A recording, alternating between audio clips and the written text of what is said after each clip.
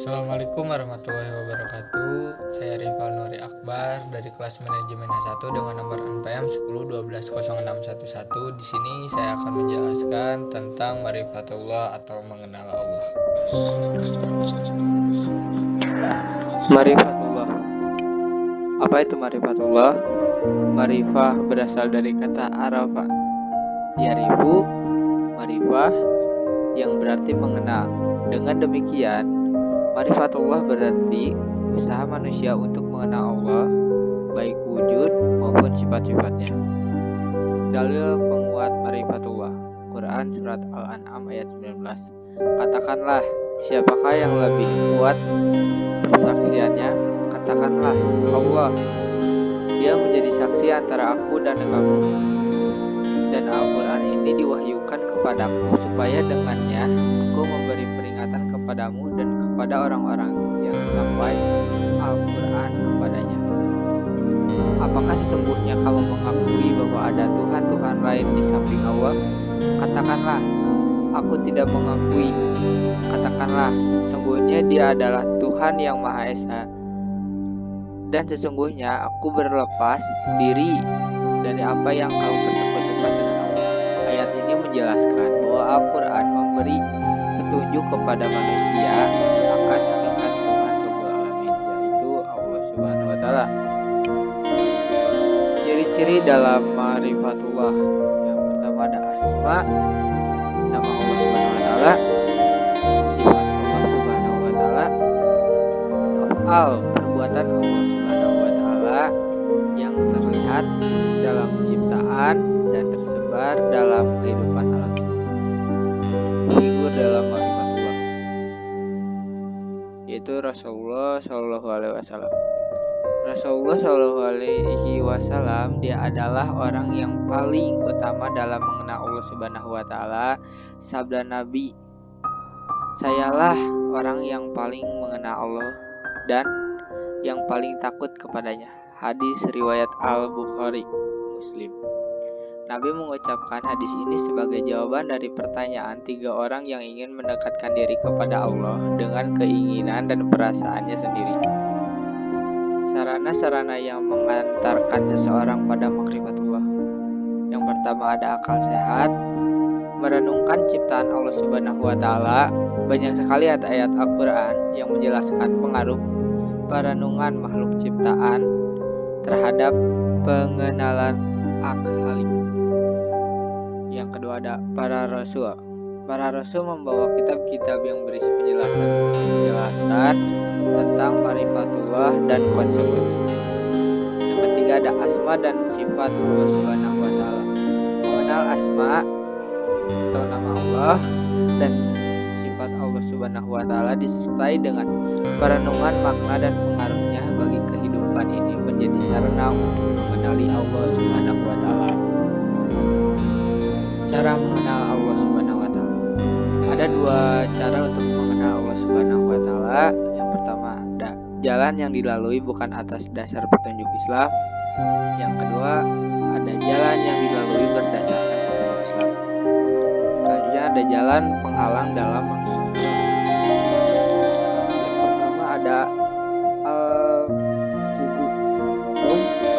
kedua zulmu, yaitu zolim. Yang ketiga al-kazibu, yaitu dusta. Yang keempat al-fusuku, fasik. Yang kelima al-kufru, yaitu ingkar. Yang keenam al-fasadu, yaitu fasad. Yang ketujuh al-ghaflah, tengah. Yang kedelapan katsarul ma'asi, yang berarti banyak berbuat durhaka. Dan yang terakhir ada al-irtiyab, yaitu ragu-ragu. Manfaat mengenal Allah atau marifatullah. Marifatullah merupakan ilmu yang paling mulia dan penting karena materi yang dipelajarinya adalah Allah. Manfaat yang dihasilkannya pun tidak saja untuk kepentingan dunia tapi juga untuk kebahagiaan di akhirat. Melalui ayat-ayat Allah Subhanahu wa Ta'ala. Ayat kauliyah Quran Surat At-Tin 1-5. demi buah tin dan buah zaitun, dan demi bukit Sinai, dan demi kota Makkah ini yang aman, sesungguhnya kami telah menciptakan manusia dalam bentuk yang sebaik-baiknya. Kemudian kami kembalikan dia ke tempat serendah-rendahnya, itu neraka. Ayat Al-Qawiyah, Quran surat Fussilat ayat 53 dan Quran surat Al-Imran ayat 190. Yang pertama, Quran surat Fussilat ayat 53, yang artinya kami akan memperhatikan kepada mereka tanda-tanda kekuasaan kami di segala wilayah bumi dan pada diri mereka sendiri, hingga jelas bagi mereka bahwa Al-Quran itu adalah benar. Tiadakah cukup bahwa sesungguhnya Tuhanmu menjadi saksi atas segala sesuatu. Quran surat Fussilat ayat 53. Yang kedua ada Quran surat Al-Imran ayat 190, yang artinya sesungguhnya dalam penciptaan langit dan bumi dan silih bergantinya malam dan siang terdapat tanda-tanda bagi orang-orang yang berakal. Surat Al-Imran ayat 190.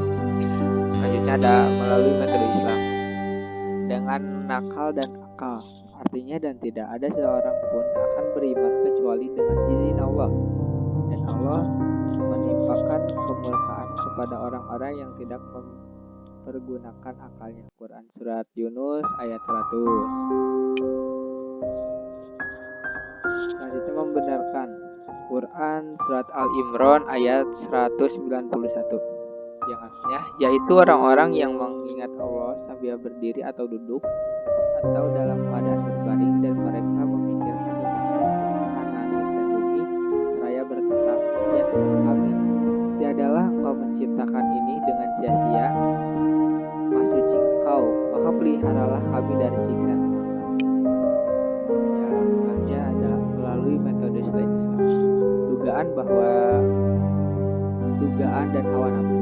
Quran surat Al-Baqarah ayat 55, yang artinya dan ingatlah ketika kamu berkata, hai Musa, kami tidak akan beriman kepadamu sebelum kami melihat Allah dengan terang, karena itu disamarkan hari lisan, sedang kamu menyaksikan.